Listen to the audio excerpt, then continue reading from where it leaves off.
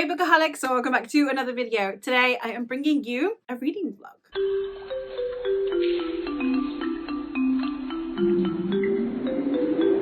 I have decided that I'm going to be dedicating the month of September to reading dark academia books or books that have dark academia feels to them. So I thought I would be vlogging this month. I will be doing weekly vlogs as far as I'm aware, providing I am able to, no promises. And I have decided I'm going to kick it off with a vlog where I read books like I were a dark academia student. So my criteria for choosing this is I needed to choose a classic, I needed to choose a non-fiction, and I needed to choose a literary fiction. Within that, I have gone with either darker works or just works that I think would suit the vibes in terms of like the pretentiousness, etc. So the books that I'm going to be reading for this vlog are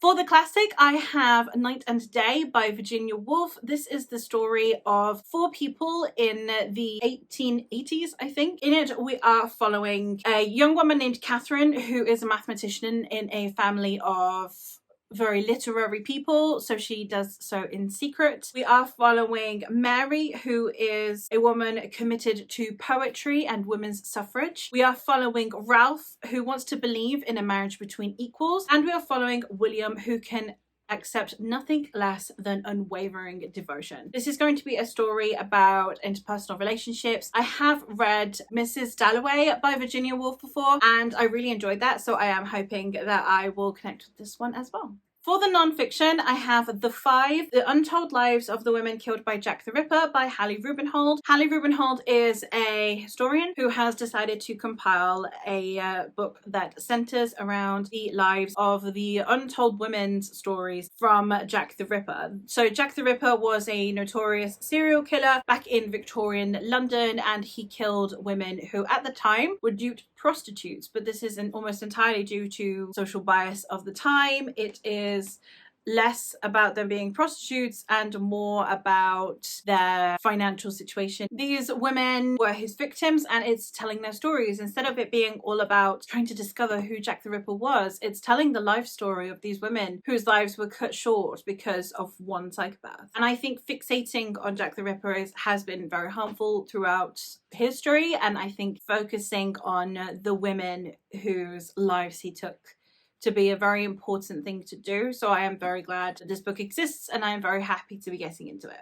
And the literary fiction work that I have is The Medusa Amulet by Robert Masello. This one is a literary fiction thriller. I believe it's literary. It's published by Vintage, and Vintage normally do the more prosaic or more purple books, so I'm assuming it's on the literary side. And this is a contemporary thriller with ties to the past in a Da Vinci Code-esque kind of way. So in 1538 in Florence, we have artist Benvenuto Cellini, who created the Medusa amulet, which would allow its user to have immortality. However, it falls into the wrong hands, and throughout history it gets lost. So then in present day Chicago, we have art historian David Franco, whose beloved sister Sarah is dying and therefore also has loads of bills, because yay for America. With the bills mounting up, someone offers David $1 million in exchange for finding the whereabouts of the Medusa amulet. Then he has to trace it through history and all of the dangerous places that this amulet ended up being, be it through the French Revolution or the Nazi Party. And I am very excited to be getting into this one. Vintage doesn't normally lead me astray, so I'm hoping that this one will also pull through. I am hoping to keep this vlog on the shorter side, so I will just do one update. I'll do a mini review for each of the books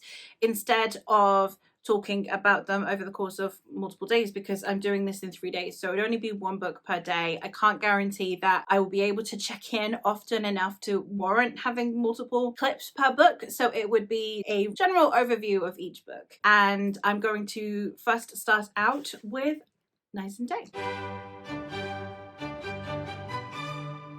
Going into this book, I am very excited to try it out. I know, again, that I enjoy Virginia Woolf's writing style from Mrs. Dalloway. I don't know if she is the kind of author who has a very seamless prose that connects all of her books. If you like one, you'll like the rest, or if each of her books read very differently. I don't know because I've only read one of her works, but I am excited to be getting into more of her works. She is someone who historically interests me a lot. This one being a focus on people for classics is always an interesting one for me because my favorite classics are the ones that center people. My favorite classics are Jane Austen, who it's mostly social commentary through an emphasis on characters. So I do like them, but they're very hit or miss for me because obviously the views and behaviors of people changes so frequently that I think even if I read a character-centric book from the 80s, it could be hit or miss for me, let alone a book that is over 100 years old at this point. So I'm gonna see how it goes, but I'm excited to dive into it.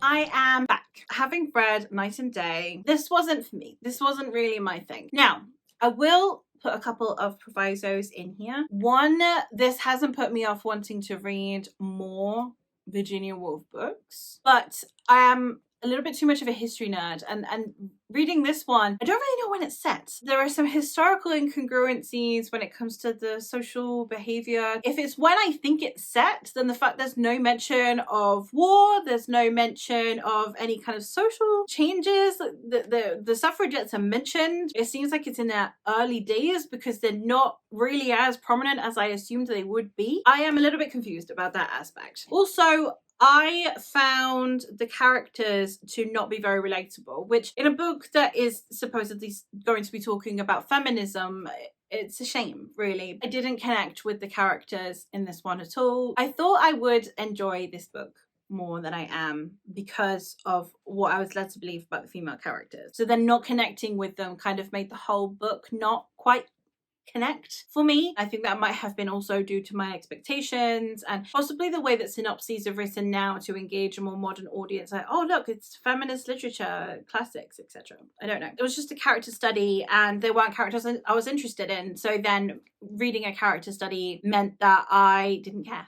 I don't think I could even go in depth about what about each character I did or didn't like because there are so many things that I just stopped caring about, which means that none of it's going to stay with me. It's not going to be a book that I'm going to think about very much, which is a shame because I really liked Mrs. Dalloway and I liked a lot of the metaphors that she put in there. I don't know if, so apparently I looked this up and apparently this one comes after a bout of depression. For any of you who don't know, Virginia Woolf ended up taking her own life because she had depression. This is after one of her more serious bouts of depression. So I don't know if the creative juices weren't flowing or when you are depressed, you actually a lot of the time don't feel sad, you feel numb. I don't know if her numbness is what I am getting from this, in which case that is so sad. It's tangible, so it's possible. So it's a shame. I am looking forward to still reading more Virginia Woolf books, but this one isn't really for me.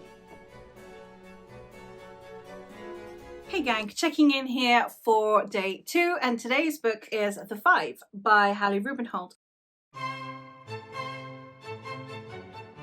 This is the one, as I said, that it's probably the one I'm most excited for out of this TBR, solely on the basis that this one is giving voices to people who in history did not have one, and that is my favorite type of historical nonfiction. Reading historical nonfiction about kings and lords and noblemen and politicians, those people are so overrepresented. There is nothing I can really get out of that apart from specific circumstances. Well, with stories like this, I feel like it gives you a better insight into what real Victorian England would have been like for women. Obviously not all women.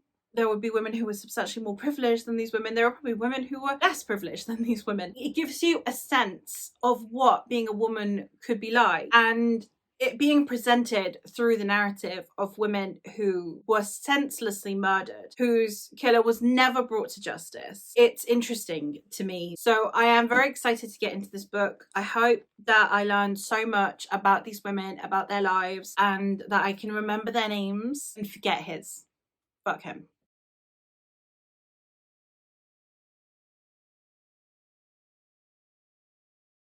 I write for those women who do not speak, for those who do not have a voice because they were so terrified, because we are taught to respect fear more than ourselves. We've been taught that silence would save us, but it won't. Audre Lorde.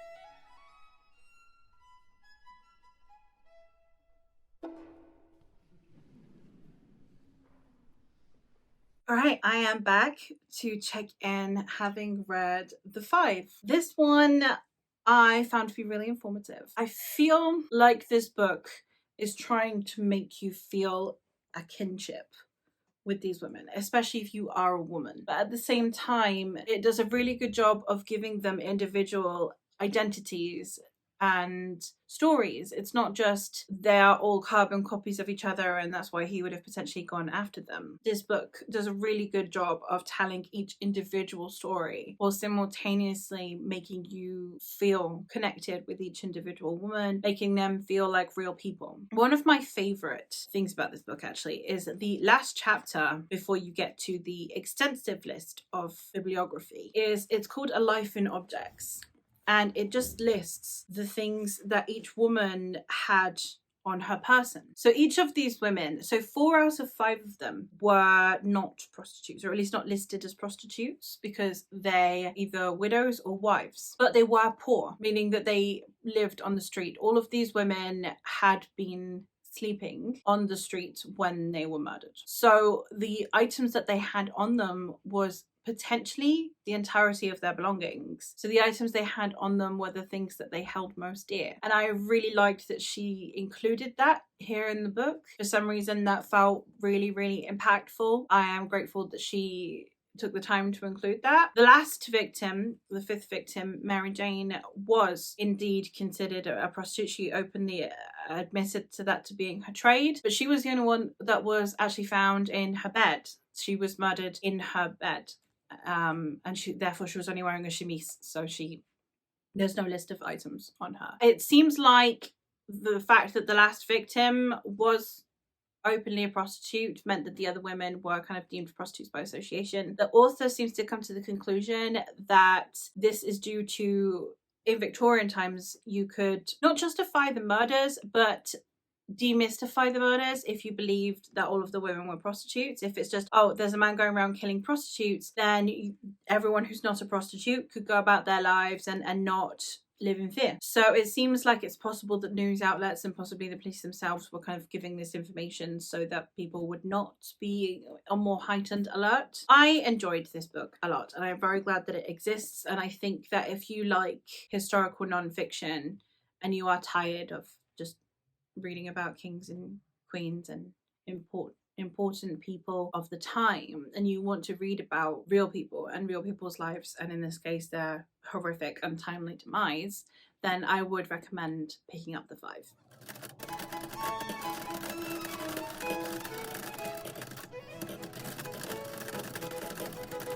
Hi guys, another day, another book, and today's book is The Medusa Amulet by Robert Marcello.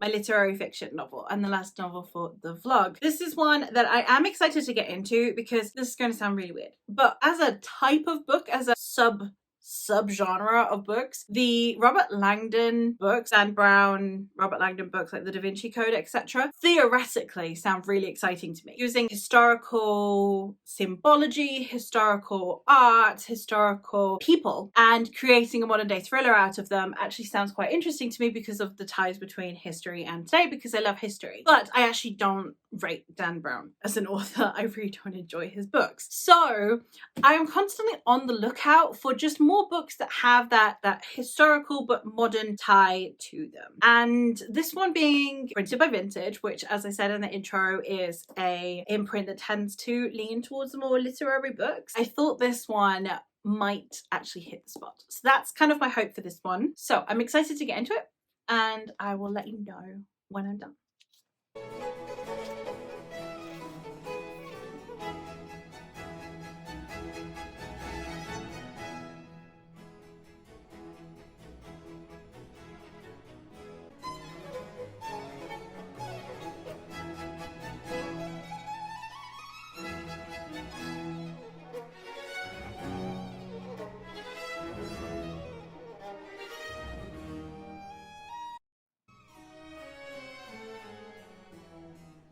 And I have finished the Medusa Amulet. I enjoyed this a lot more than I thought I would, actually, because again, thrillers are not really my thing, but I always go in hopeful, but with the feeling that I'm not going to enjoy it. I don't know what I'm going to rate this. I don't know if it's going to be like a low 4-star. This one, it definitely had the level of pretentiousness that I'm really glad that it had, because I definitely like the notion of having the literary book for this vlog. We have a lot of like talk of Cambridge and going to museums and all of the things that you would want from dark academia style book. I mean, it's not dark academia, but it kind of is, because it talks a lot about history and art, and like I said, you go to museums, and you mentioned going to Cambridge and going to specialists in different fields of art or museum curation, history, etc. So that was really cool, and I really liked that aspect of the book. I think for me, the only thing is that it is a little bit male gaze. It is a little bit like the male protagonist is a male protagonist written by a man. I do think that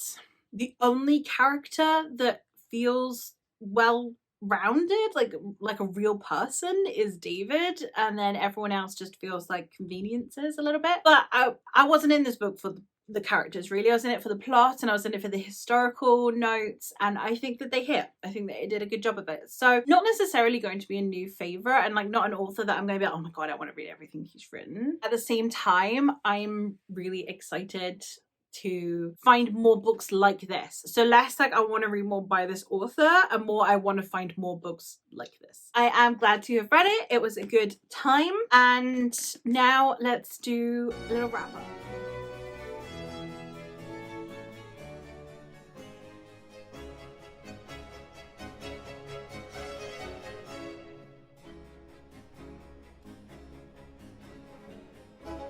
So the books that I read for this vlog, I don't normally rate classics or non-fiction. I'll give them general what I possibly would rate them, even though I don't normally, just so you can kind of see how this ended up panning out. In that case, I would have given Night and Day probably like a 2.5 star. I would have given The Five 5 stars, and the Medusa Amulet, I'm probably on the fence between like a 4 or a 4.5 star. I had a really good time reading books that got me in the mood for dark academia. This is like my warm-up. They're not dark academia, but they get me in the mood and the mindset for dark academia. Cynical, classic, your darker non-fiction, and then pretentious, very humanities leaning, you know, very literary, but like centers around history and art style literary fiction novels. So I'm now very much in the mood to be getting into dark academia, which is next week's plan. Starting next week, I am going to be reading 3 dark academia novels.